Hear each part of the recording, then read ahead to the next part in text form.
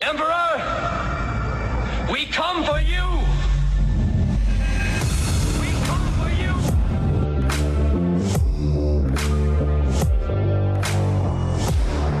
Did IQs just drop sharply while I was away? Long live the fighters!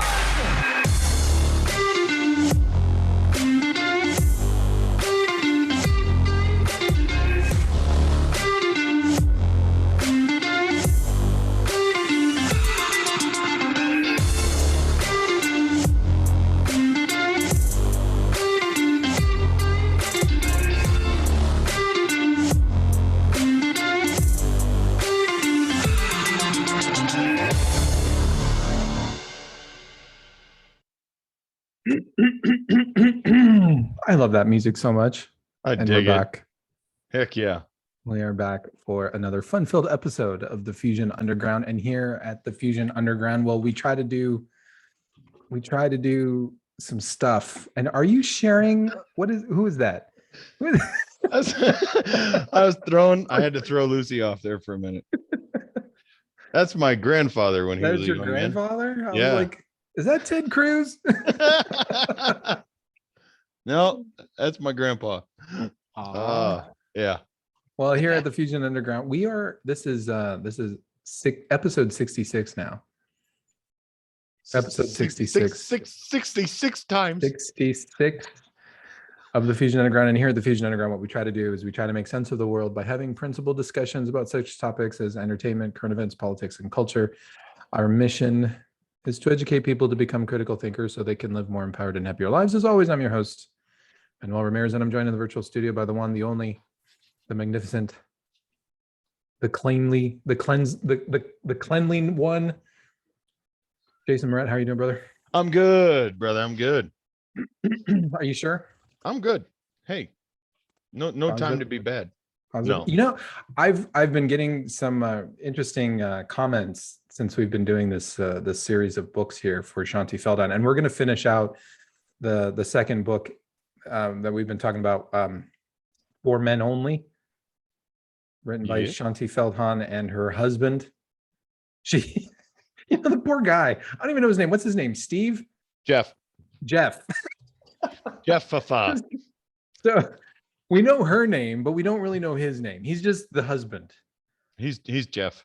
Okay, he's Jeff. So we're going to Guy finish named out. Jeff. We're going to finish that out today. We're going to get into the really important part of the book, which is all about sex. So that should be interesting. That's the important part of the book. Well, for the guys out where there, someone's headspace is at. well, for the guys out there, that's what they want to know. But I've been getting some really interesting messages on Facebook, some emails and such. What's surprising to me is that when we set out to do what it is that we're doing on this show, and in the book that we wrote, and we got to finish getting that done and out there so we can get that sucker published. And I think I lost Jason here for just a second, so I'm going to keep talking here until he comes back. But when we started off on this whole journey into the unknown, we did it for for other men out there, to try to educate them. I think that's kind of how we started, and then we tried to open it up a little bit more, and we're trying to be inclusive of other women, and that was fine and dandy. That was all good and stuff. And I think for the most part, our show is we don't try to speak only to men. I think we just try to treat everybody sort of the same as of the same capacity, the ability to learn and the ability to improve and to grow and all that sort of stuff. But there is a man-to-man slant here, I think, that we have. And even though, despite having that men talking to other men out there in the universe, I think we have a lot more women who actually listen to us, and I find that kind of fascinating, because I get the majority of comments. I think we have a lot more from women. I get from women. Go ahead. Yeah, I think we have a lot more women than we initially at least thought, if not intended. But and again, we never set out with the show saying that we were going to make this just for men. But we do Correct. recognize that we are two dudes, and that is the headspace and the world that we live in. So we wouldn't be shocked, if not geared, that most of the people that are going to relate to the stuff we typically talk about, or at least the viewpoints that we have, would likely be men. And our book, we've had a few people actually read our book for us, give us some feedback, tell us what they think and everything. And we did specifically set out to write that book as us communicating to other men about how to be better men. And yet more women have read that book so far than men. So I find that very fascinating. So hopefully we'll get that out there so other people can, and other women can read it and tell us what they think about the whole thing. So there's just a couple of things before we dive into the book for men only.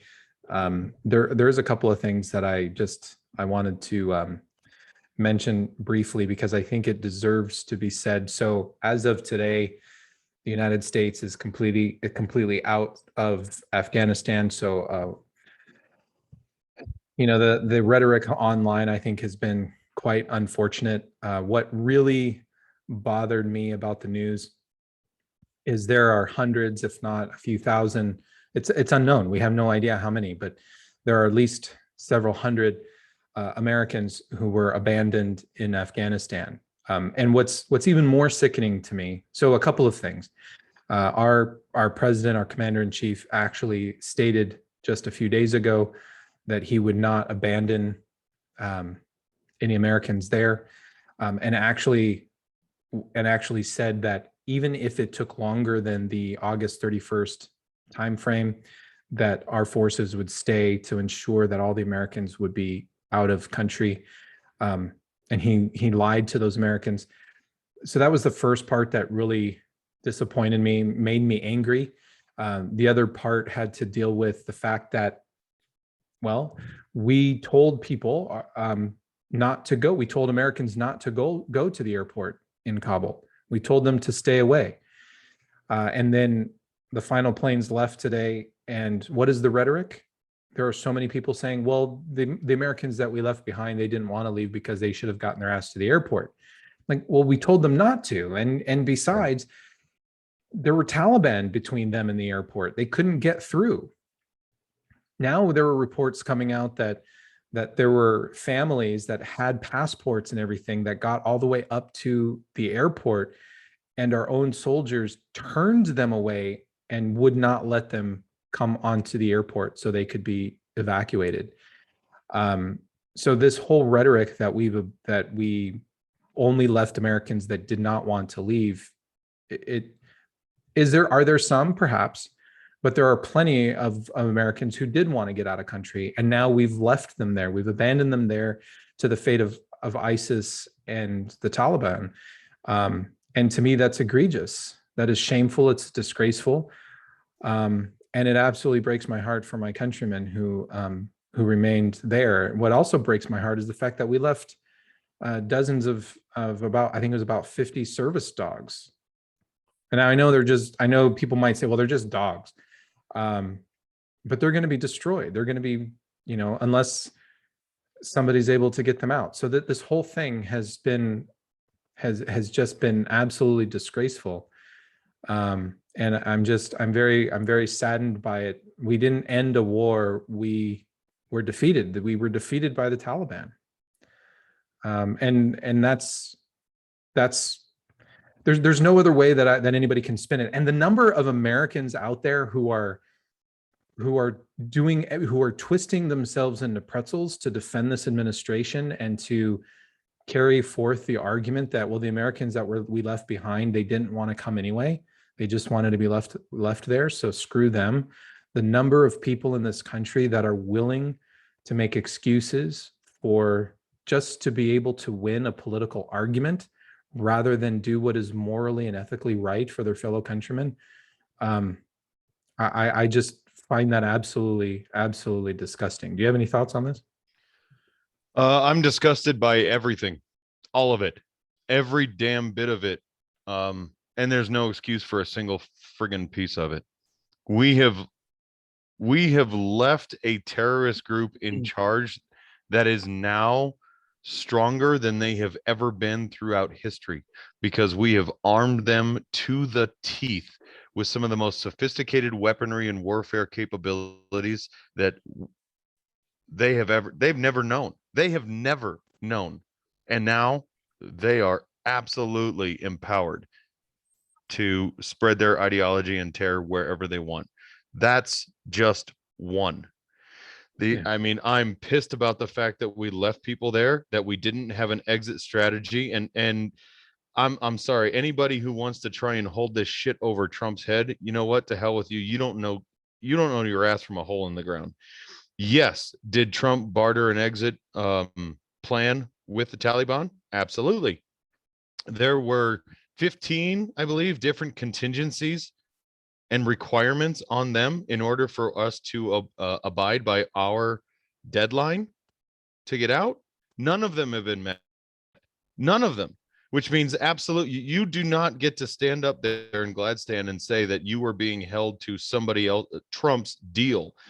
Bullshit. You didn't even read the damn thing if that's what you think. So that's number two. The fact that you left Americans and allies there in the hands of known terrorists to suffer their own fate and go too bad, so sad, to heck with you. And the fact that you've actually set the United States up as not only a laughing stock now, but in the face of all of our allies. Why should anyone trust us from this point going forward? We've shown exactly what America thinks of their allies and people on the ground who might be able to help them. You have screwed us over for the next 30 to 40 years minimum. That's irritating. Then to come to find out that we had absolutely the Taliban of all people actually asked us, would we please maintain control over the friggin' airport until we were done getting everyone out. And we said, no, you do it. You take control. We're out. Our only focus is on exit. We handcuffed ourselves and cut ourselves off at the freaking nose every freaking way possible in this whole thing. And then you stand up there as the administration and literally lie every chance you get to the American public and spit in the face of the servicemen who've died now, which we haven't had. We had more people killed in the 12 Marines that were killed here recently than we've had in the last 18 months. And don't tell me it was about getting all of our servicemen and all of our soldiers out of there.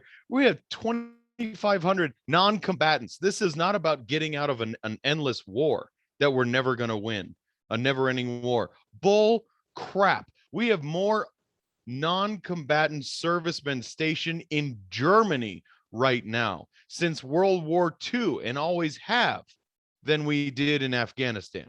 So don't freaking throw that around either. And the idea that the liberal left and the news media are trying to freaking spin this as some sort of, oh no, he's doing the best he can. Bullshit. Everyone else, everybody knows it. Everybody knows it. The world knows it. Everybody can look right at it and go, that was the biggest blunder in American military history. And that's exactly how it's going to be known and seen from here on out. It's an absolute freaking disgrace. And you know what? I did not serve. I know you did. I cannot imagine what this has got to be like for military servicemen, anybody who served in the military. I'm disgraced by it. And I was just the son of a military man. This is disgusting to me. Yeah. So if you want to know what I think, there you go. Well, the other thing too is, we have COVID that is still running rampant and destroying people's minds. A new report, I don't know if you saw this, a new report came out today out of Germany. And Germany is now saying that 80%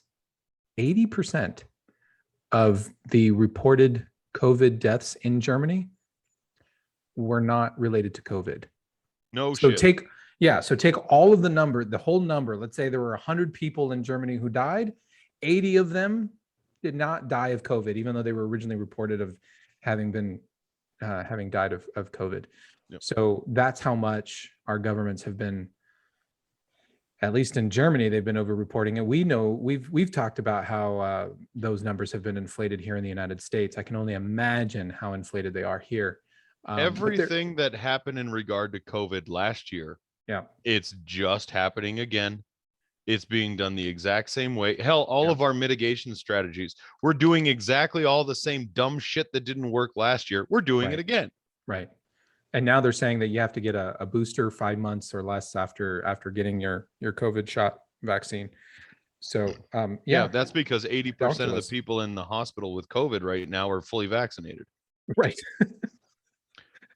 Did you see me flinch? I'm not flinching. It just gets more and more remarkable. We do have a little bit of a palate cleanser here. Okay. So yeah, cleanse my palate, Dr. Ramirez. I have to play this for you. I actually have two of them. We do like to poke fun at the woke crowd on this show. I like to poke fun at every crowd, but go ahead. We can pick on them for a minute. Yeah, we like to poke fun at the woke crowd. I have something here which is quite impressive. So I'm going to play this for you here. And this is very appropriate given the fact that we are reading a book about how to better understand women. Right? Okay. So this gentleman, he's going to this guy, let's just call him a guy. We're not going to call him a gentleman. Okay. We're just going to call him a guy. This woke dude here, he's going to explain to us what it means to be a woman. So maybe this will help you while you finish studying Shanti Feldhahn's book about women. So here it goes.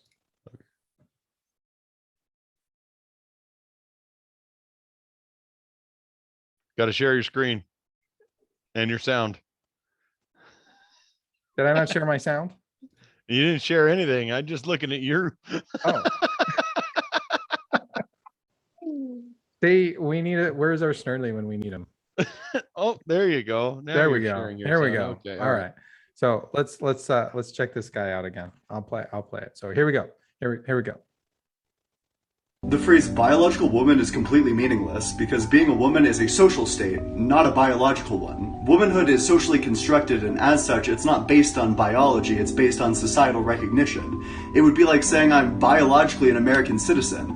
It doesn't make any sense because American citizenship isn't based on biology, it's based on societal recognition. If the original commenter meant to say trans women aren't cis women, then yes, I agree. But the problem is, I don't know anyone who disagrees with that.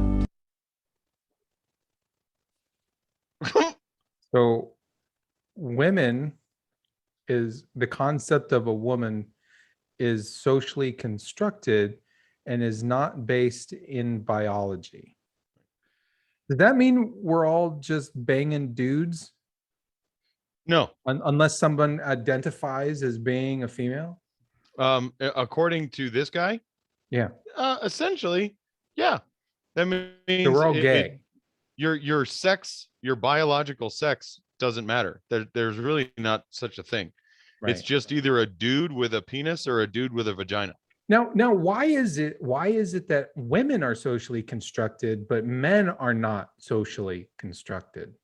Well, because the men, you got to remember, are the enemy of society. And without men, I mean, you have to have them. Because if, as a guy, I can't just say I'm a woman and be treated like a woman because I'm a guy and guy is the enemy. That'd be like I don't saying, understand any of this.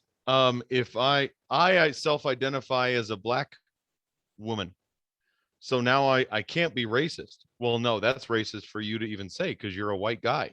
I mean, that's clear as day. We can see it. You can't erase your whiteness by self-identifying as a black woman. You know, you're speaking words and I understand the words, but I don't understand a damn thing. Well, and because I say that, it doesn't make any damn sense. Right. It doesn't make any sense. I mean, but because women, I'm a white dude. But there are people walking around in this country who think that being a woman or the idea, the concept of a female human being is a social construct and is not rooted in any basis of biology, or you cannot define women scientifically. That's the most ridiculous thing I think I've heard. That's the most. Well, I've heard worse Well, than I don't that, know. but I mean, I don't know. it It just just in our culture right now, nothing surprises me it anymore. just keeps getting better. But I got one more for you here. Okay, okay. I got one more for you here. So towels? Like to dry yourself off with. Yes, yes. Are they racist now? Well, sort of.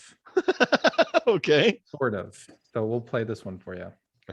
Okay, let's have a moment of honesty because this is a safe corner and I want to talk about something that never fails to get me, like really get me, and not like get me in a good way.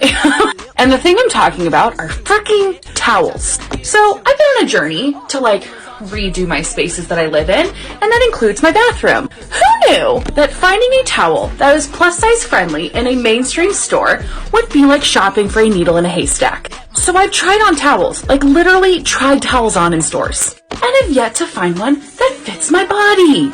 Example A. Here I am in the wild trying on towels that are called oversized bath towels. And surprise, surprise, it didn't fit me. Are we shocked? I mean, with the way that fashion sizing is, I'm not.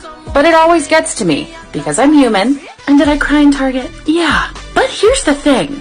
My embarrassment is now replaced by frustration and rage. Is it too much to ask for towels to fit plus-size bodies? Is it too much to ask? So you are a gigantoid person of immense girth, and you're bitching to nobody in general that you're too fat for the towel to go around your body. And that is the towel's fault? No, she's looking in the wrong department. They make something, don't they make, okay. I could swear. I have towels that will work. I do, but I found them in a different department. They're called bedspreads. Don't they make towel blankets? I have a comforter that would work perfectly for that woman. Don't they make something called towel blanket? They're like large, gigantoid towels. I don't know. She wants a towel now she wants to go shopping for towels in the plus section. Buy a tarp. I mean, do the Jerry Maguire thing. Towel. Oh my God. I air dry. Yeah, I don't know, honey, what to tell you. Maybe that's nobody else's fault but your own dieting habits. I'm sorry. That's what you're up against, not the towel's fault. She's upset because towels are not big enough for her body. If take that as a hint, for crying out loud. That's a hint that you need to put the donuts down and just walk away and that's keep like walking. Being pissed off because your house doesn't have doorways large enough for you. Who builds these little Smurf houses? No, it's not the house's fault. All doorways are standard size, lady. And it's not the saying that anybody needs you to be a bikini model. And if anybody listens to this right now from the woke side, they're going to say that we are fat phobic. No, I like fat. I like a little, I like a little cushion for the pushing. I like that. But I'm not going to get upset if the lady says, she needs 2 towels. Well, all right, honey, maybe a little walk, a little run, a little lifting weights or no something. More chocolate cake, maybe a salad, or something. Right. But it's, and even if that was me, if I needed 2 towels to grab, I'm like, damn, I'm fat. Right. At what point do you need a hint to change your behavior, your dietary intake? I don't understand why diabetes? The weight limit on my scale is 480 pounds. This is bullshit. My scale hates fat people. Gravity is fat phobic. Yes. 9.8 meters per second squared is fat phobic. There you go. Yeah. Go live on the moon. Yeah. Bring a helmet.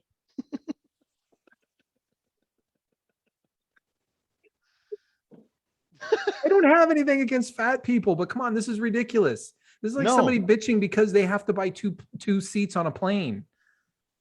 Yeah. You know, if you're I'm just I one don't- person. Are you sure?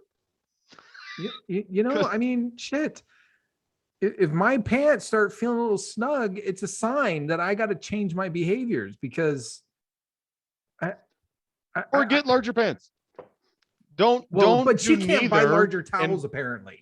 Yes, you can. They're called bedspreads. I already said, get a quilt. Okay. I mean, you know, that you got to do what you got to do, but don't sit here and say, I can't buy anything larger and I can't lose weight. And I'm just going to sit here and piss and moan. I mean, you and I have talked about this kind of mentality for a long, long time on this show. Is there something you can do to change it? Yeah. If the answer is yes, then take Change it. absolute ownership of that and change it. If You it's take no, action. then quit bitching about it and let it go. Yeah. One or the other. All right, so we're going to switch gears and we're going to actually jump into the book now. Okay, switching gears. Buckle up. Are you ready? No. Okay, because we're going to be talking about everybody's favorite topic. Sex. Yes. But don't get excited. Keep in mind, this is the female perspective on the issue. This is how the women in your life approach sex with you. It's not that they Yes. hate it. So, and what I love about this is right from the get-go of the chapter, the very first chapter. Okay. Well, let me take a step back. They do have a little descriptor here. Physically, women tend to crave sex less often than men do, and it is usually not related to your desirability. Well, it certainly feels that way. Yes, as we covered in the previous book. Right. When ladies, when you shoot us down, it hits us right in the ego. It really does. Mm-hmm. Even though you may not be intending for that. I understand that you're not intending that now, but that's what it feels like. So this, and then they go on, they start the chapter this way. This chapter will be the ultimate test of your manhood. I'm going to ask you to do two things and do them at the same time. One, think clearly. Two, about sex. Impossible. Yeah. Nope. You lost me. Closing the book. And I'm done. Which is Oh, really my an gosh. unfair ask. If Mhm. you recognize, especially in reading the For Women Only book first, that it is physically impossible for men to think about two things at the same time. Mhm. So I'd like to challenge Jeff. Did you read your wife's book before you wrote this? I have a copy for you, Jeff. You jerk. Yeah. Freaking One of throw down the gauntlet like that. Mhm, mhm, Okay. mhm. What they wrote in the book here is one of the guys said, if sex is free and it's fun, why does she not want lots of free fun? I can't argue with that logic. Well, that of course you can't. You're a dude. I'm sorry. No. In all seriousness, of course you can't. You're a guy. That's how guys think about stuff. It's free. It's fun. I want more of it. Right. I mean, this is what happens when they give away free donuts. Right. We all gain 20 pounds because we don't understand why you wouldn't want more of it. It tastes good and it's free. Sign me up. I'm first in line. And fifth and 10th, because I'm going to go back through the line 4 or 5 times. Yeah. So the difference here between the sexes, between the men and the women, the women's is and the men's is. I didn't come out right. You know, not at all, but that's okay. Keep digging. And they mention it here in the book is that men are powerfully driven by the emotional need to feel desired by our wives. And we filter everything through that perspective. Yes. Do I feel desired or not desired by my wife? That's what we think about a lot. This is demonstrated by your ladies out there and men. You can laugh along, but when your man strips down and he poses in the bedroom, I got news for you. He knows he don't look good. Right. Oh, he But knows he that sure already. as hell wants you to go, yeah, baby, come on over here. Oh, yeah, Yeah. that's it. Strut it on over. All overweight, hairy, slightly sweaty. Mass of this. Yeah, baby. Yeah, we know we're really not attractive naked unless you look like, I don't know, Ryan Reynolds, which I hate you if you do. Right. Right. But most guys don't look like that, and we know that. We just and we don't care what everybody else thinks, but we sure as hell care what you think. Right. But And women, we don't want you to be honest with us. This is not right. the other way around. We're This is not not where we want you to saying be honest. we don't want you to Correct. be honest. We want Correct. I don't want you to say, does this banana hammock make me look fat? I Right. want you to say, yeah, baby, that looks good. Get on over here. Hop Right. into this bed with me. That's what we all want. Mm-hmm. Humor us for literally Literally eight- humorous. 8 minutes. That's all we're asking for. That's a long time, buddy. Hey, there's a Let's strut not, involved. let's and, just kind of okay. gear down, Turbo. Gear down. Let's back away from the marathon. Right. Right. Yeah. 8 minutes. Okay. 7 minutes. 3.5. Yeah. What they found in their whole surveys here is that while women want sex less often as men typically, women still report that they love their husbands, and they do definitely find them very attractive. That's really hard for guys. Guys, this is really difficult for us to bring together. Because if we love you and we desire you because we find you attractive, well, we want to hump, right? We don't understand well, I love you and I find you attractive, but I don't want to hump. To us, that doesn't compute. Yeah, and I don't believe that. I can appreciate that, but I don't believe that. If that were true, I would know women. I don't know a single one who actually likes to have sex with the lights on. If they found us attractive naked, then that would not be an issue. But I don't think that's it's true. not. Wait a minute. Now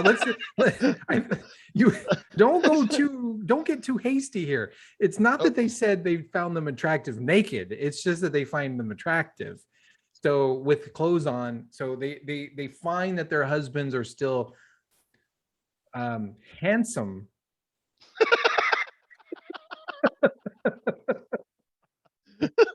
Yeah, that sounds a lot like, oh, pat me on the head. Bless your heart. Just get in here and cover up. Turn the light off. Bring that vibrating thing over here while you come over here. But in all fairness, I think 90% of the guys out there really do feel like most of their wives, they're just like, yeah, I love you. So yeah, humoring you. Honestly, and all joking aside, I do think that most guys out there feel like their wives acquiesce to that need. They don't ever feel like their wives really want that. Yeah. At least not with them. So one of the survey questions that they asked of women was this one. Among women who said they wanted less sex than their husbands, the top 3 reasons why are, this is interesting. 60% of women said, I think I just have a lower sex drive than he does. 60%. Now, they could pick more than one answer, so the numbers do not all add up to 100%. Right. But 60% of respondents checked at least one that they believe they have a lower sex drive than he does. 60% also said they sometimes are simply too tired or stressed. Okay. 48% said it's not that I don't want to be with him. It's just that at the end of a long day, it is sometimes hard to make the transition to wanting physical intimacy at that moment. That's a really long, drawn out way of saying too tired and stressed. Yeah, I felt the same way when I read that. I thought, wow, how is that different than the one above it? That's somebody trying to rationalize. They don't want to say too tired and stressed because that just sounds petty, I guess, maybe. Whereas that sounds a little bit more rationally based, at least in their own mind, where it doesn't make them feels bad. Right. Right. So again, to reiterate, for men at least, when men are in love with their wives, and if they find their wife attractive, then they do want to have sex with their wives. Well, and I'm sorry, I'll speak for most of the guys out there. And please, dudes, if I'm wrong, send me a little line. Tell me I'm wrong. Or send me a little line. Tell me amen, preach on, brother.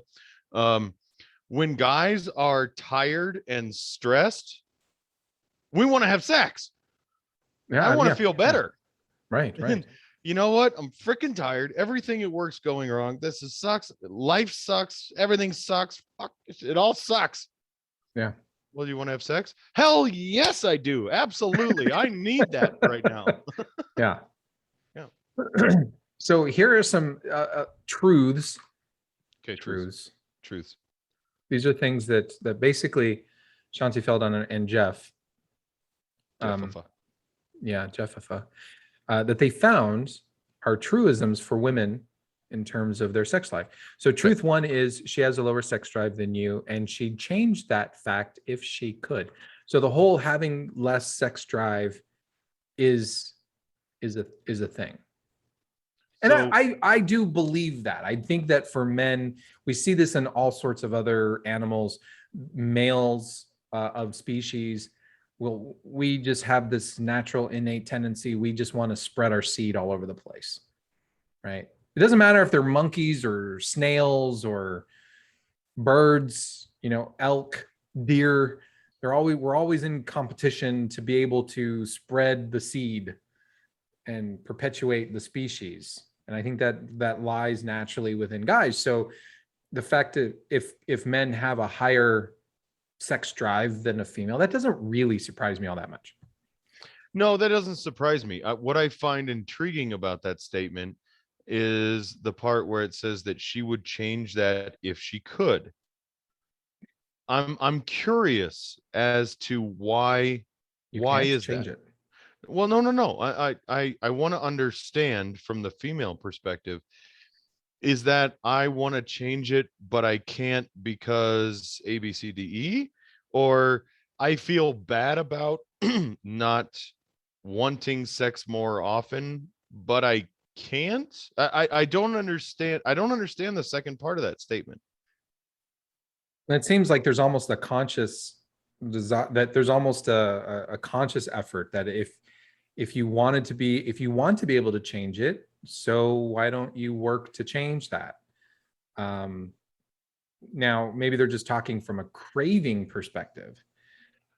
So women tend to have, different balance of hormones. And if that different balance of hormones equates to a less craving, okay, well then, I can understand the craving part, but then there's always the psychological, the rationalizing part of the brain that says, well, let's go do this. Let's go, especially since women who were part of this study, women acknowledge that they do enjoy sex. They do enjoy it when they're having sex. They just have less of a desire to crave it and to pursue sex. Well, if you do like it, I mean, if somebody gave you, women, ladies, come on. If somebody's going to give you cheesecake, are you going to tell me you're not going to eat the cheesecake? You're going to eat the cheesecake. So if somebody's giving you sex and you enjoy sex, then why aren't you still wanting to participate in having the sex? That's the part that I don't get. Well, and this okay. So we did talk, and we were going to take all of this at face value and understand, just like we asked women to understand for men, this is not a choice of mind or a choice in how we live. This is how we're wired. It's how we're built. It's in our DNA. Right. So I guess that's more what I'm trying to wrap my head around. I mean, if you say women, they don't have a higher as high of a sex drive as men do. Okay, I can accept that as part of the genetic makeup of women versus men. I can. And I can actually, I can too. I believe that. I really do. Yeah. The part that I want to try and understand, just so I can put it to bed in the same way, is and they would change that if they could. Now, is this a physical ability or a conscious mental choice? And I understand for ladies it may not feel like there's a difference, but I mean, if I can equate that, if you're on a diet and you say, I don't want the cheesecake, I don't want it, but I can't stop myself and I have to eat it, understand that that's a psychological choice and it's a battle that you're having, and that's something that could be worked on. Now, if you say, I want to go run marathons and that's really what I want, but I'm a double amputee, you don't have the physical ability, and I get that. But there's a vast difference between those two. And so that's what I want to try and understand. Which is it? Do you want to go run, but you can't because you got no legs like Lieutenant Dan? Or is it you're a fat person who can't say no to cake? I want to understand so that I know how to meet you on that level. Yeah. So here's another question. You're just gonna let that go? Well, I don't know what to do with that. Like okay. Because and the reason why I don't know what to do with that is because I'm still stuck on the realization that women enjoy sex when they're having it. They enjoy it. They like it. I mean, women in this study have said, yeah, when I'm banging, I like it. And so I'm like, okay, great. I don't understand the pursuit of it. Okay, let me put it this way. I go to the gym about 4 to 5 times a week. I don't like to get up and go to the gym. But when I'm there at the gym and I'm working out, I love being there. I still go 4 to 5 times a week. Okay. Really? Yeah. Oh, okay.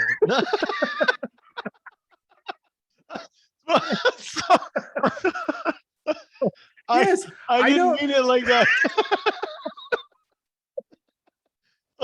Well, maybe kind of a little bit, but I really did. I didn't mean it like, well, but I think that's why 90% of people who buy a gym membership after New Year's don't go back. They like, just like what you're talking about. I want to get in shape. Okay, we're going to go to the gym. We get a gym membership. We get the new trunks and the new shoes and the little tight outfit and the new super water bottle and all the stuff and the little heart rate monitor that we don't even know how to use, but we got one because everybody else looks like, and it looks cool. And the little headphones that you put on so that you can run and not have your head falls off. And you go and you're dedicated to that for 2 weeks. And it's always the same thing that kills that. You love it when you're there, but it's the getting your ass from home to the gym there that sucks. And so I think you're onto something. For ladies, this is the part that they always hate. It's the getting there, where, just anywhere during your day to actually making that happen. Right. And guys don't think about that because they're just laser focused on getting there and being in the moment. They'll trip over. Ladies, you've seen your men get excited about having sex. They are clumsy as shit because they can't focus on even how to walk or take clothes off. How many of your ladies out there have seen your husband or boyfriends literally fall out of bed trying to get a shirt off or drawers off or pajamas off or stumbling over shoes? He is a hot freaking, he's like a newborn baby giraffe. How many of them keep their socks on? Ooh, because they couldn't even be bothered to take the socks off because that would have been a balancing act. They just skipped that step. Nope. but that's why I brought up the gym analogy, is because I've never liked going to the gym, getting up. Okay, I gotta get up. I gotta go do that. I gotta get dressed and I gotta get in the car and I gotta drive over there. Blah. I hate the going aspect, but when I'm there, I love it. And so in order to change that behavior in me, I have to think about when I'm there, and I have to think about how I feel when I'm done, and all of the other benefits that come from it. I mean, there have been all kinds of studies about the psychological, the emotional, and the physical benefits of sex. Oh, okay. Sorry, I thought you were still talking about working out. So But if you think about the psychological, the emotional, the physical benefits of sex, and there have been a lot of studies about how being physically intimate with your spouse actually brings you closer together. And so if you know about all of these things, like getting up and going to the gym, why wouldn't you want to get engaged, especially when you know that once you're into it, you're actually going to enjoy it? So that's what I have a hard time wrapping my head around. I get the whole, well, I don't have the hormones to pursue it, but I love to do it once I'm doing it. Well, then think about all of the other benefits that come from it. Why wouldn't you want to do it more? That's where I'm at. well, and that's fair, and I can understand for you, you don't get it. Yeah, I don't But get it. I know, but you go to the gym. Right. So for the rest of the waking world who doesn't go to the gym, because that's dumb,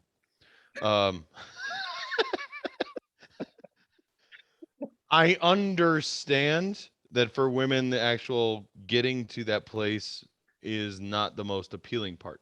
So maybe that's a place that we can jump in at and we can take ownership of. And I do know for a fact, I know I was reading a study not long ago about the importance of foreplay for women. Men don't need foreplay. No, we don't. For man, foreplay is the equivalent of winking. Right. What's up, baby? Wink. Up? Done. Just the Foreplay head, over. the head up, right? The head. Yep. The reverse nod, the reverse What's head up? nod. Just what's up? What's up? Yep. The sup nod. Done. You ready? Foreplay over. I guarantee you. Foreplay was do you wanna? Yeah. Right. Hey, do you want to have sex? Foreplay's done. Right Done. into the moment. Let's rock and roll. Guys don't need that.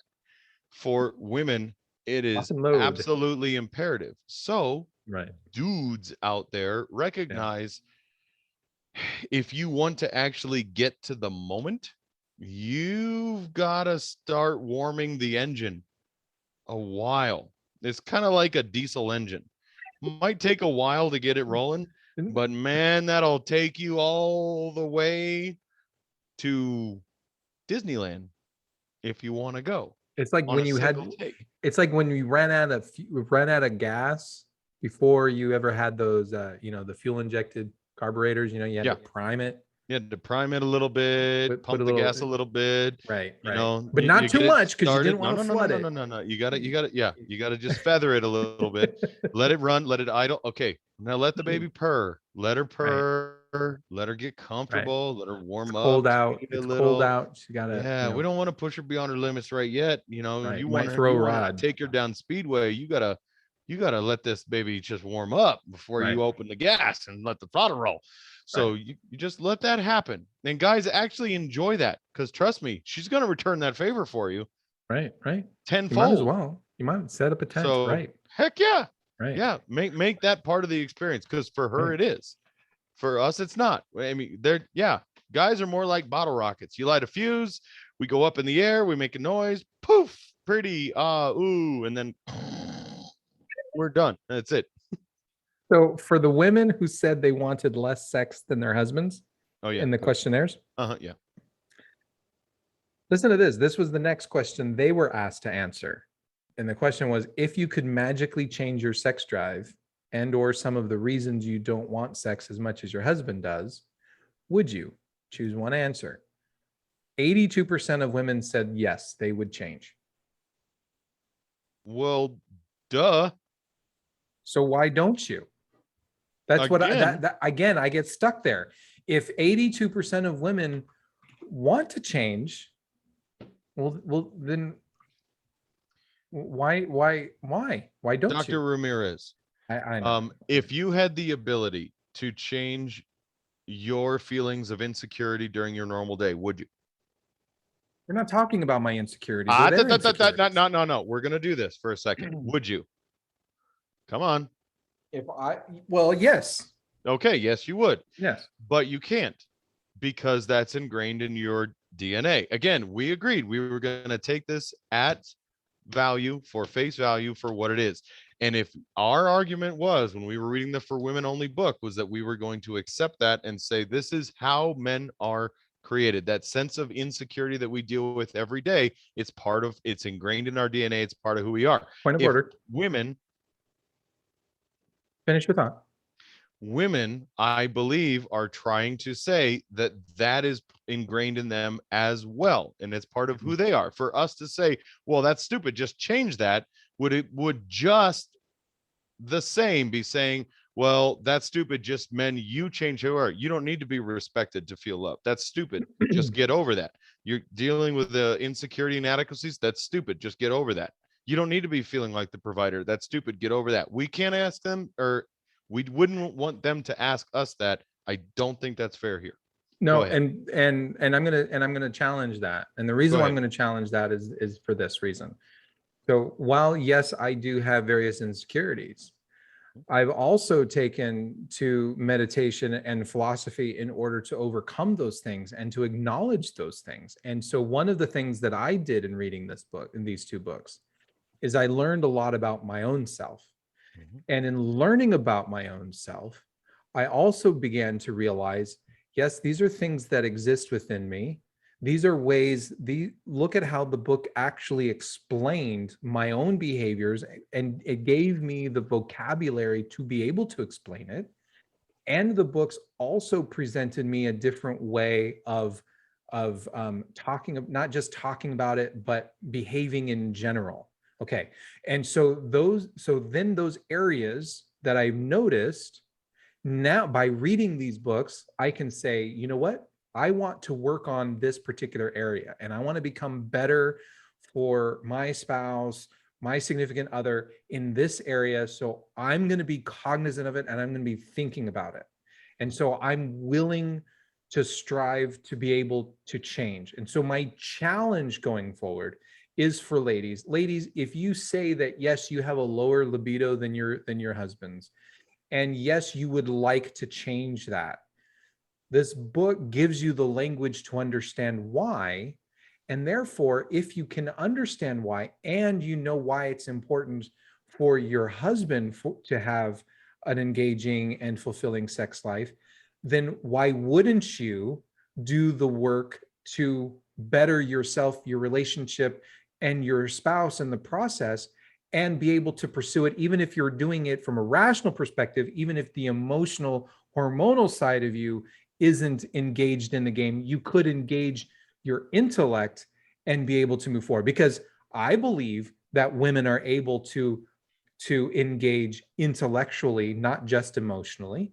So now that women, the challenge for you is, now that you're aware, balls in your court. Are you going to engage as well? And I'm not saying that the men shouldn't, that your husband shouldn't work on themselves either. Absolutely they should. But that pendulum swings both ways. And Right? yes, I will absolutely agree with that. And I've said now, I think every time we've talked about this, that it is overwhelmingly apparent that these books are wonderful tools that will work if both parties are willing to work at the relationship. I Correct. mean, Yeah. that's the only way any relationship works, is both Yeah. parties have to be willing to do that. And I do believe, to your point, that all of these things, and same goes for the male perspective as well, all of these things are areas that once you recognize them, they are things that you can converse and discuss and talk with your spouse about and work on collectively as a unit together. Absolutely. Yeah. Because one of the things that I see, one of the things, and I couldn't help but put myself into scenarios as I was reading this book, and if there's a woman out there who says, well, I don't feel the need to have sex but once every 6 months. Remember, men want to feel pursued as well. We don't just want to use you. Now, I'm not talking about the outliers, and we're assuming again, remember, our assumptions here are people that are in loving and committed relationships. So as men, we want to be pursued as well. But guess what? If I'm in a relationship with a woman who only wants to have sex once every 6 months, we have sex and now she's not going to pursue me for 6 more months. I'm not going to be the one that's always in pursuit, because that begins to make me feel like I'm using her for sex. Right. Even if she's okay with me constantly pursuing her 6 months out of the, 6 months between intervals, one time in 6.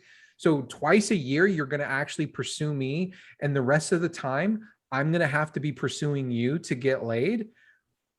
Well, that's only going to last for so long before I begin to feel like I'm using you as a receptacle. I don't want to feel that way. I don't want to feel bad about pursuing you. So guess what's going to happen? I'm not. And I think there are a lot of other men that are going to be in the same boat, and they're not going.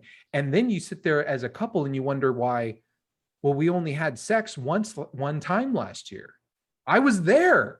I've walked this road, and that's why I'm bringing it up. And it was destructive. It's absolutely destructive, because eventually you just realize, you wake up one day and you're like, to hell with this. I don't want to be in this real kind of a relationship. There's more to life than that. Right. No, that's absolutely fair. And I am not excusing infidelity by any means, ever. But if you are not engaging in physical intimacy with your spouse, again, and I've said this before, this is the person you have chosen to be your partner in life with, to go out and face all adversity, everything. If you cannot engage with physical intimacy with your spouse, expect your spouse to fill that need elsewhere. Sure. And I am not, again, one more time, I would never excuse that. But that's a problem. Yeah. That's a big problem. It is a problem. Yeah, it is a big problem. The truth 2 here, so that was just truth number 1. Truth number 2. Yeah, okay, sorry. Truth number 2 on this whole topic is she needs more warm-up time than you. I think we've kind of covered that. We talked about that, priming the whole pump and all that kind of stuff. Yep. So let's move on from that one. Truth number 3, truth number 3 here is, your body, no matter how much of a stud you are, or think you are in that matter, does not by itself turn on her body. Trust me, all guys know this. Yeah, we know this. There's ladies, this is a shocker, but I can guarantee you, we know this. Every dude has looked at himself in the mirror naked. Everyone. Multiple times, probably. Right. Never once have we ever went, oh yeah, she wants this. Never one time, ever. We know you're not going to shock us by telling us, oh, honey, just put all that away. We already know that. This is really sad. So this was a conversation that was had in front of the researchers. Okay, the authors of the book. There was a couple there, and the couple was talking, and listen to they wrote the conversation in the book. Okay. She says, there isn't one thing about your body that makes me sexually attracted to you and want to go to bed with you. Husband, I thought I was sexy and good looking. You always told me I was. Wife, you are, but that has nothing to do with why I want to have sex with you. Really, nothing about your naked body makes me hot. That is until after we're sexually involved. Husband, wife, babe, I like you and I like your naked body. It's sweet actually in your mind, but it's not like my body is lusting after yours. Husband, what about me in my black leather jacket? You always come up to me and growl. Are you saying, wife, nope, even you in that jacket, you look totally hot, mind you, and I do want to be with you, but I'm just telling you, physically, my body does not become sexually aroused one bit. One bit was stressed. That's really sad. There's a sadness there. There's a sadness there. There really is. Yeah, I'm hurt. I hurt for that guy. I know, but okay. I hurt for that guy. Time out. I literally just said that. I know. I know. But when you hear it from your spouse. I literally just said that. Ladies, please, we know this. Lie to us. We don't want you to tell us the truth. Okay, so as men, what do we do with that? I don't know. Oh shit. I don't know. So maybe it's not the physical attractiveness of us, especially naked, that is a good tool for us to utilize on the road to sexual intercourse with our spouses. Well, you know what? Parading around naked, not going to work. You know what makes me uncomfortable about this is there might be some men that say, well, then I don't care how I look.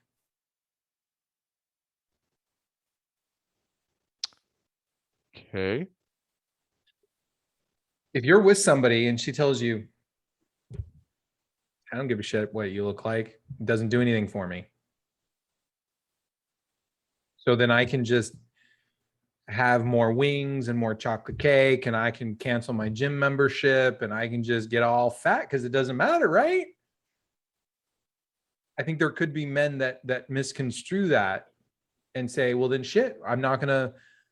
I believe that people should go to should work out for two reasons. One, to be healthy for their own sanity, for their own sake, and to be healthy. Okay. Two, to look good for your spouse. I firmly believe that. I think I think if you're in a committed relationship with somebody, or let's say you're in a relationship with somebody, I don't think there's anything wrong. And in fact, I applaud people who want to look better for their spouse. Okay. But if my spouse tells me, I don't give a shit what you look like, I'm not attracted to you anyway. I'm not attracted to your physical body anyway. So then what difference does it matter if I'm fit or I'm an obese slob?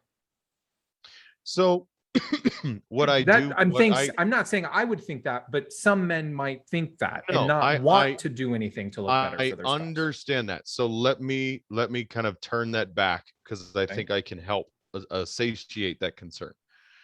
What I do know, and I've heard a couple different women say this, is that confidence, a feeling of pride and uprightness, that is very attractive for women. Keeping in mind, obviously, that the naked male physique is not one of those things that get women going, Right. obviously.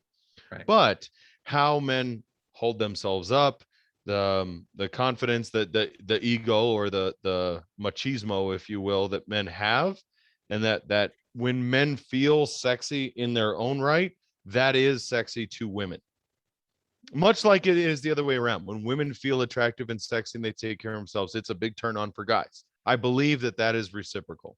So men out there, when you are taking care of yourself, taking care of your body, and feeling good about how you look, you're going to present that in a way that is actually sexy to women. And it's not about your physical body per se, but about how you present yourself. I do believe that 100%. Yeah, that's a good point. Truth number 4, for her, sex starts in her heart. If she's not feeling anything in her heart, her body's sex switches are all the way over on off, even if you put on your black jacket. Yeah, I get. We have talked about women's emotional drive way over the logical one, 110%, I think, already up to this point. Right. And much to what I was just saying, I think that does also apply.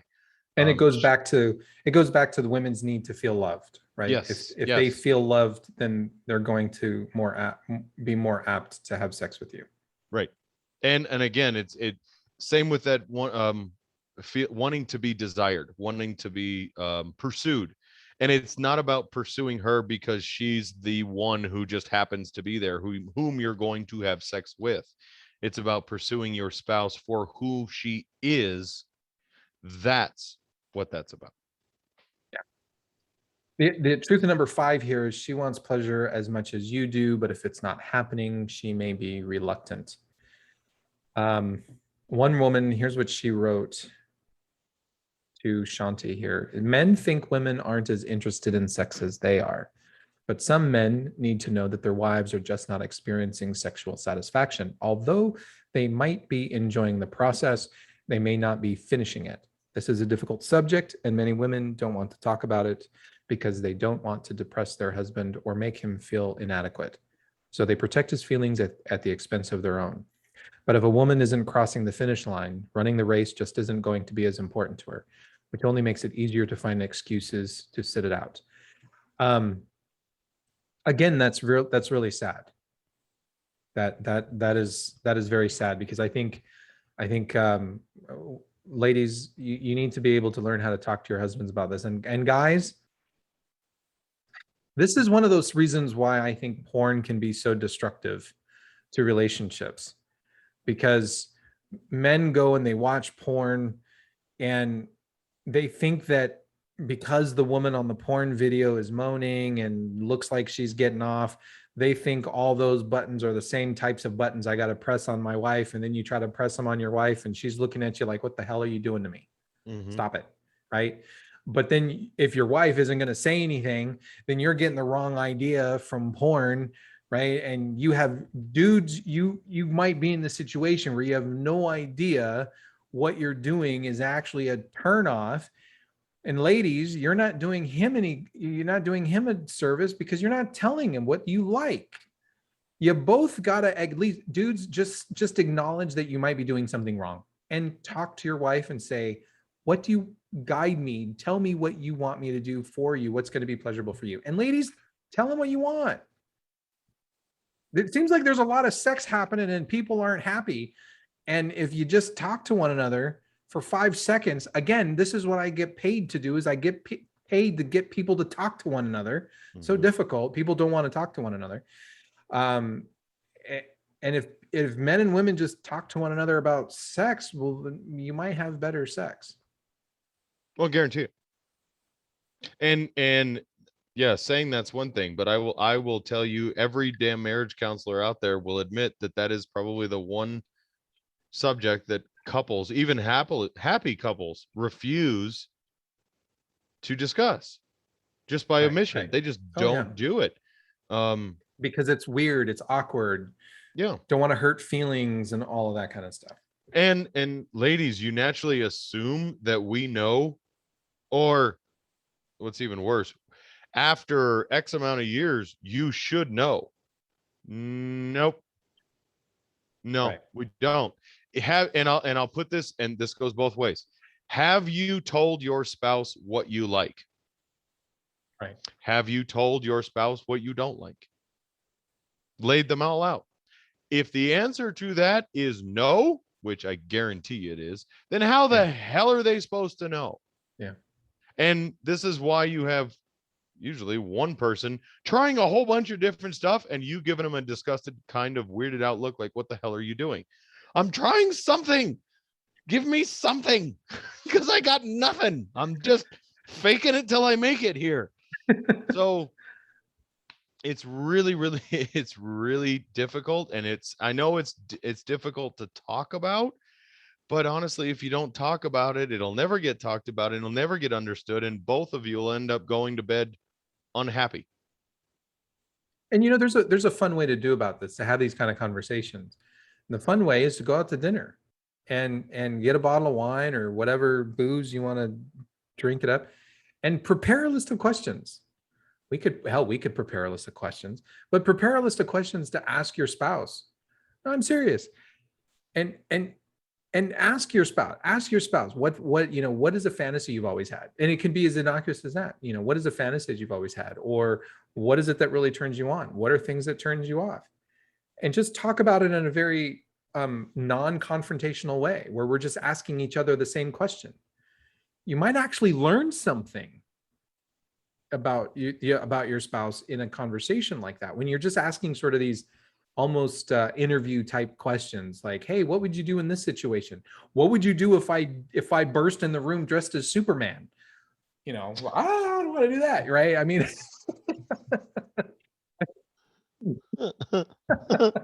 right. But you can have those kind of, it's like conducting an interview where you're just asking these kind of weird, crazy questions, and prepare a list of questions. There's plenty of questions out there you can pull off the internet. We could put them up on our website too. And go out and have dinner and laugh about it and have fun with it and make it interesting, make it fun. Would you really like it if I did that? Wow, and you might learn something.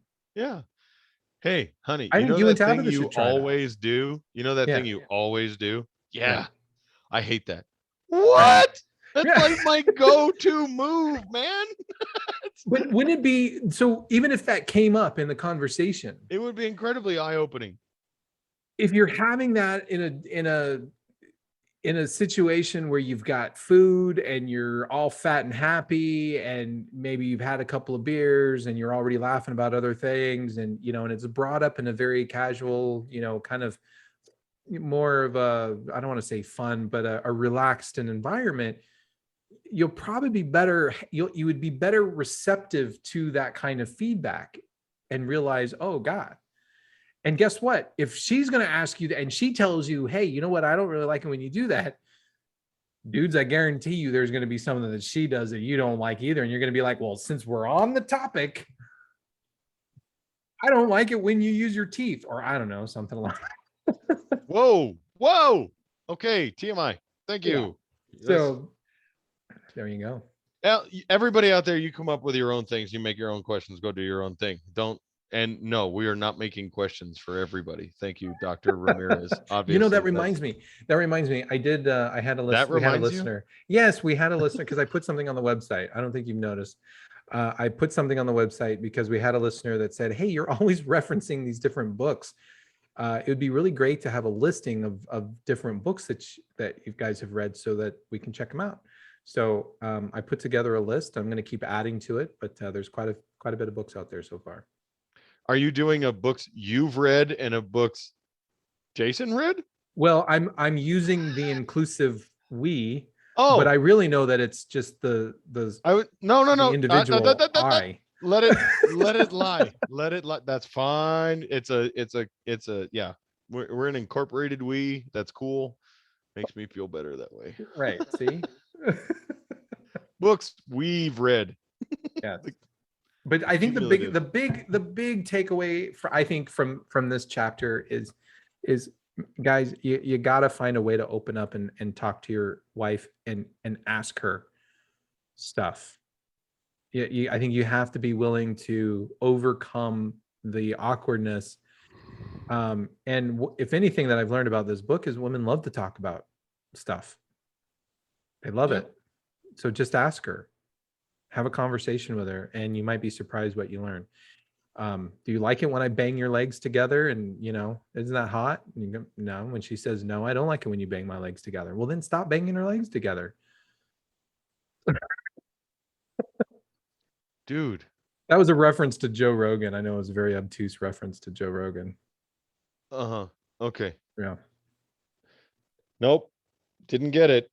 You're just weirding me out right now. Just That's weirding you all. out. Yeah. All right. So All right. the last thing, so the last chapter, we'll wrap this one up pretty quickly. This one was kind of sad. Okay. This one was a bit sad, and it basically talked about how for every woman out there, there's really just a little girl inside who wants to know,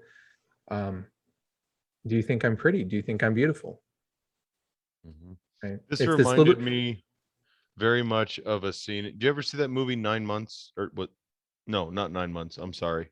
Notting Hill with Julia Roberts and was it Hugh Grant? I'm just a girl standing before a boy. Standing in front of a boy, asking him to love her. Yep. And it's exactly what this reminded me of was that phrase. And guys, we should be able to relate to this really about our own insecurities and our own feeling of being an amateur in the professional and personal world, that we're just little boys running around in our daddy's shoes trying to do the things that we think he would do in the way he would do them. I mean, really, that's that's essentially kind of what this is for girls.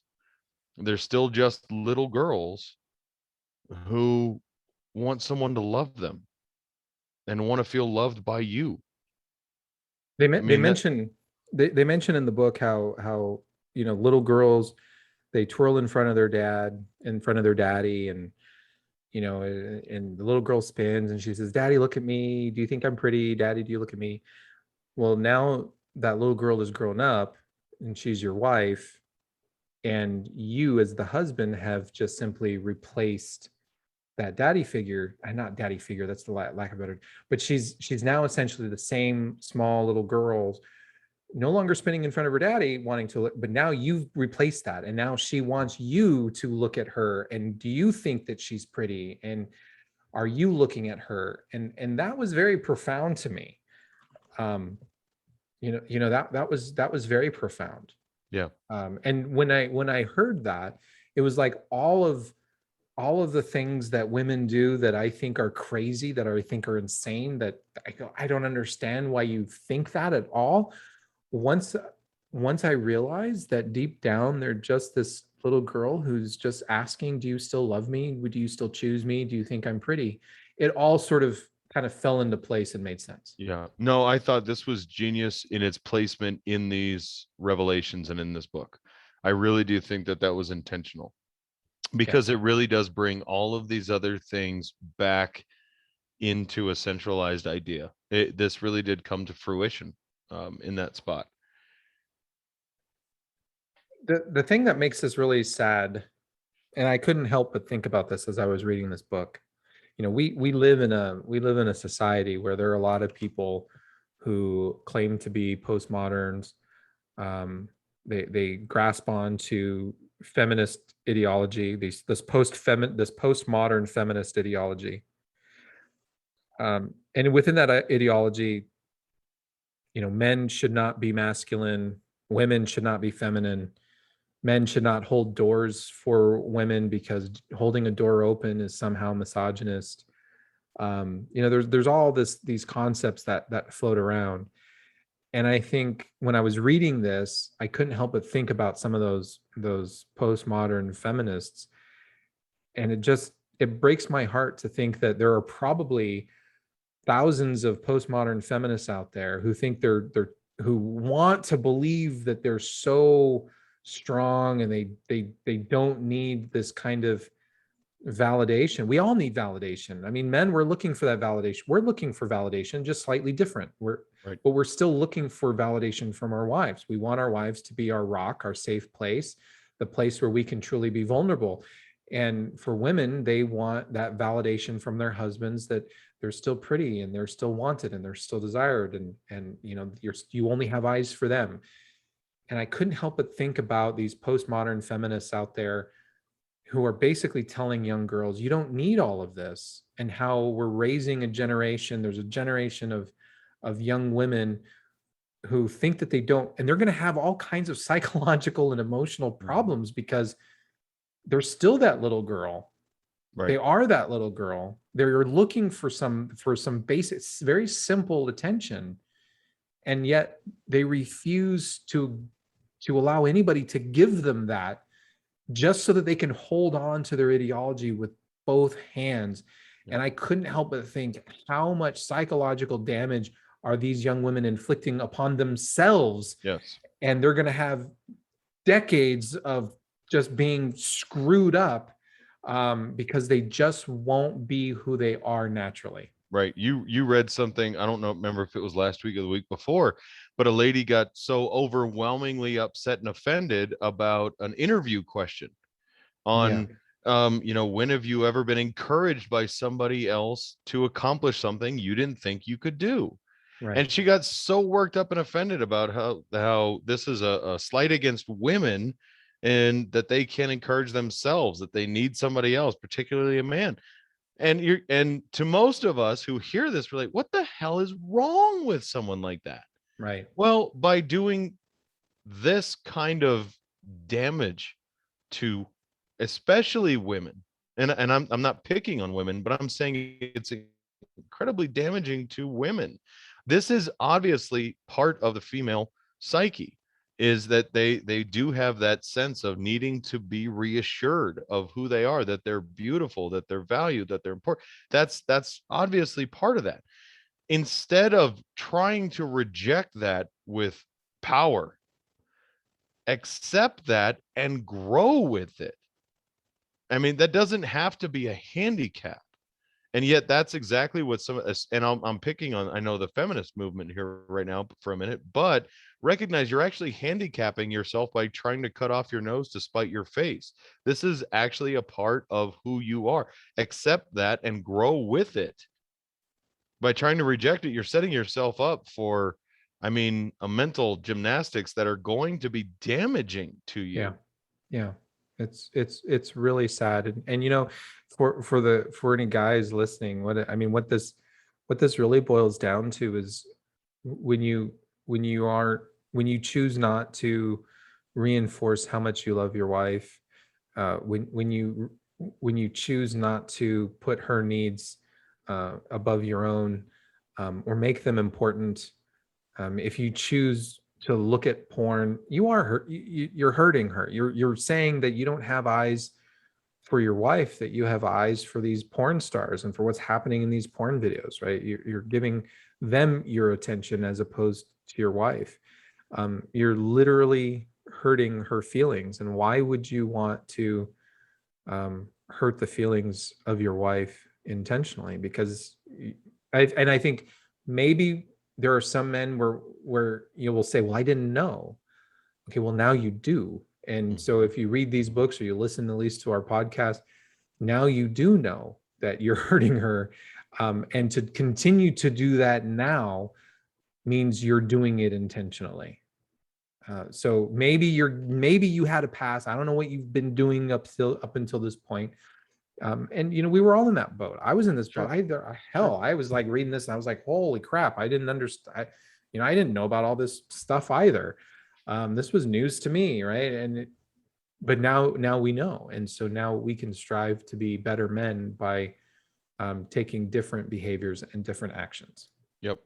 And I know for me, if I had one succinct thought, it was, I knew before I started reading these that my wife was the most important person in my life. After going through the first book for women only and learning a lot about myself, I knew what I was doing and what I wanted from her, but I knew what I was doing to try to show her that. Now, after reading this book, this final one for men only, I now recognize what I have to do and how I can try to make her feel that. And so that's it. The natural progression, I think, for me is she's the most important person in my life. I know how I show that, but now I know what I need to do so that she feels that. Because guys, if your wife doesn't feel like she's the most important person in your life, then she's not. Right. Period.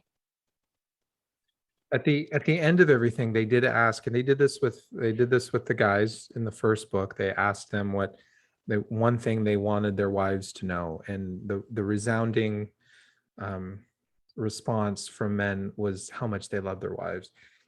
They asked women the same question: what is that one thing that you want your husbands to know above all? And the overwhelming response for women was they wish their man knew was that you are my hero. And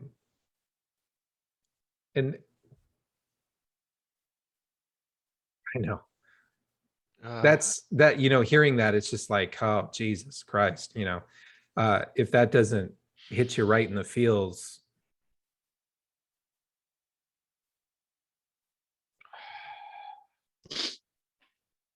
Right. And I think knowing that, I think as men knowing that, if you look at your wife and you think, and deep down inside that she just wants you to know that you're her hero, how are you going to treat her? And are you willing to become a better man so that you can live up to that expectation of being her hero?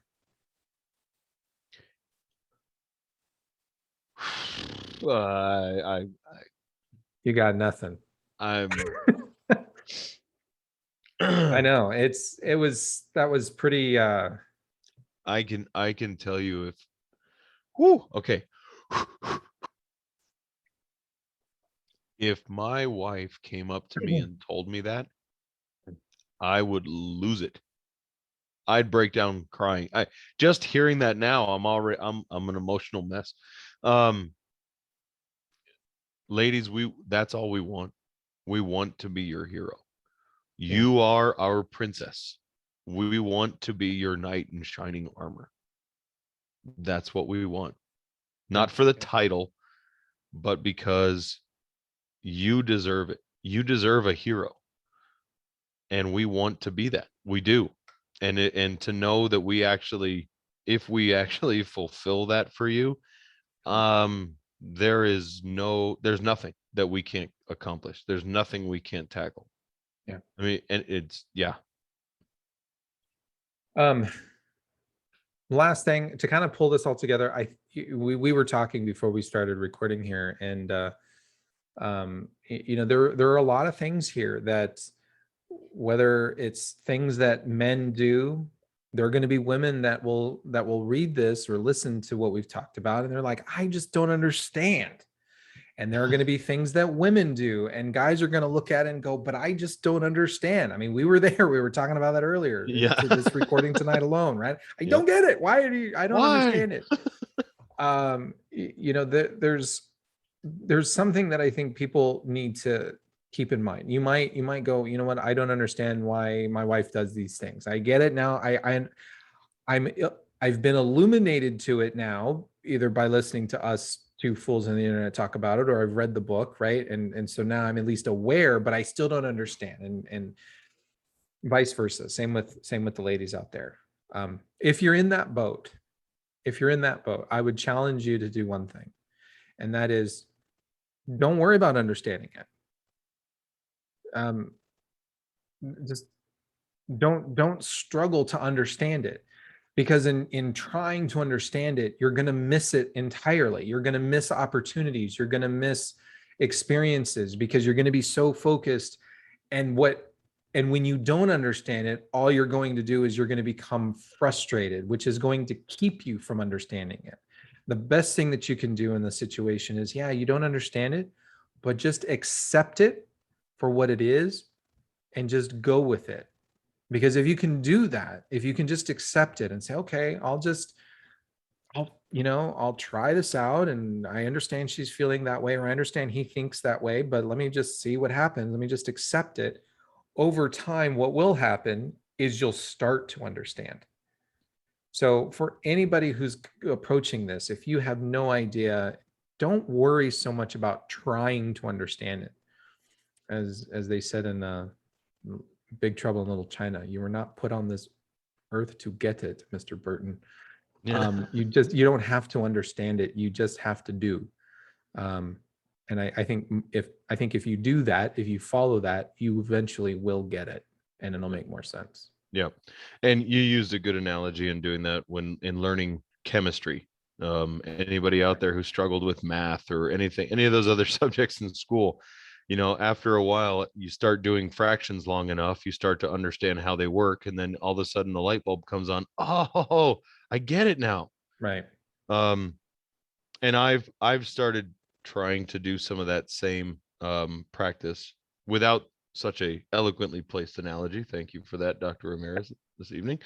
But yeah, I do have confidence I'll be able to get it at some point. Right now I'm in practice mode. I'm doing the homework. So yeah. And we're going to be doing the homework for a long time. Oh, sure. So yeah. Hopefully I get it before the Great Ascension. Yeah.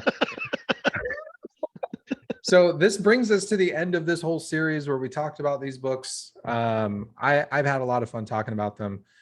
I think you've had a lot of fun talking about them. I've certainly learned a hell of a lot, not only about myself, but about women as well. Yeah.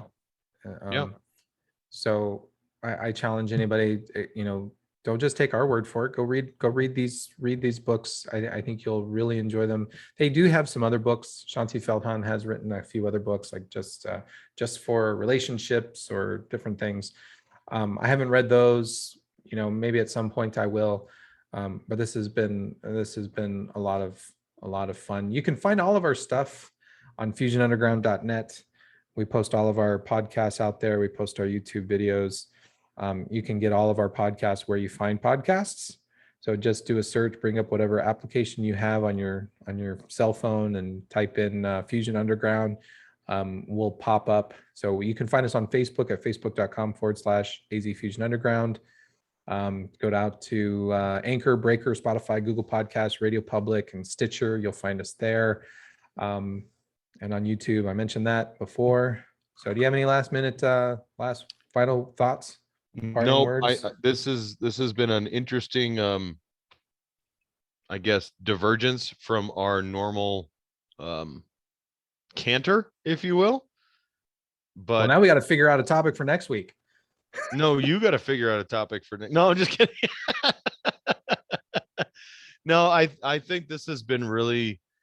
I talked with a couple people that listen to our podcast regularly and asked them. I know this is a little bit off the normal for us, kind of off the beaten path. What are you thinking? And actually, I think it's been a good experiment. It's been a good journey, and I think there's some people out there finding a lot of intrigue and interest and some useful information out of our dialogue, if not from the books directly. So this is nice. We might have to look at doing something like this again, and maybe it won't be a book. Maybe we'll do an article or something like that where we actually go through it. I think you and I are going to do a little COVID DLC here sometime soon, because we've got to get that done.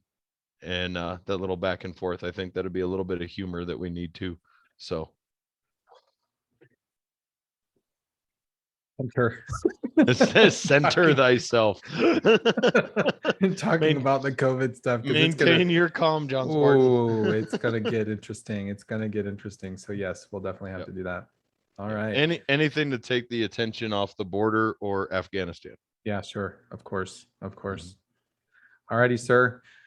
Well, thank you everybody. For Jason Moret, I'm Manuel Ramirez. You've been listening to the Fusion Underground. Peace, word, light. Have a good night.